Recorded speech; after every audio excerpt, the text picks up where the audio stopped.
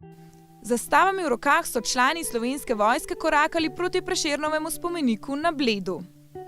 Ta stoji ob jezeru pod Farno cerkvijo in velja za najstarejši spomenik posvečen dr. Francetu Prešernu.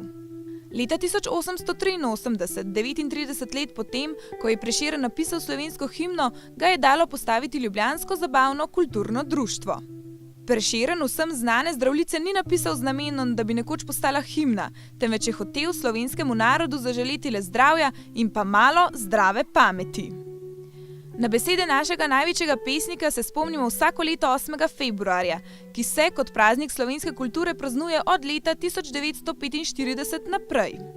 Po vsej državi na Prešernov dan, osrednji kulturni in državni praznik, potekajo razne proslave. Na osrednji občinski prireditvi na Bledu je vse zbrane najprej pozdravil župan občine Janez Fajfar, nato je sledil nagovor slavnostnega govorca.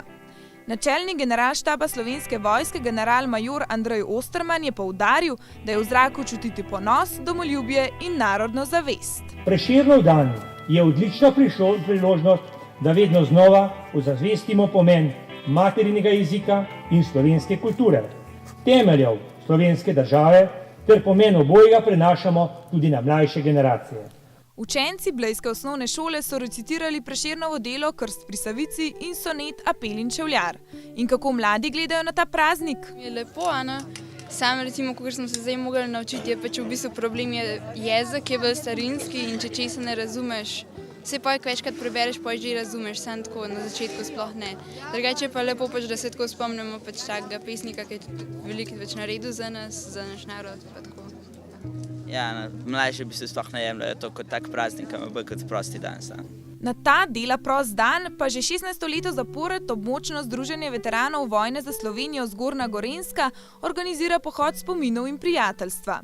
Na pohodu v spomin slovenskemu pesniku in pisatelju Janezu Svetina nikoli ni manjkal Frank Kemperle. Ja, kakor je že tovariš kolega rekel, rad hodimo. Pa malo spomin za France, ker sem tudi Francel in je to pa imel tudi emocije še zraven pride. Več pa druženje, veselo v zimi, v snegu, v dežju, v vetru, ni problema. Zmeri se pride, če je vola. Dokler mu lahko, to je pa vprašanje, ki je za prihodnje leto. Njihova pot se začne v Radovljici in od Prešernovega spomenika na Bledu mimo zasipa nadaljuje kam drugam kot v Vrbo. Vsakokrat nas je pa danes na spisku 267, se pravi 227 nas je šlo iz Radovljice, 40 se nam pa upokojnicov Ministrstva za obrambo priključi tukaj na Bledu.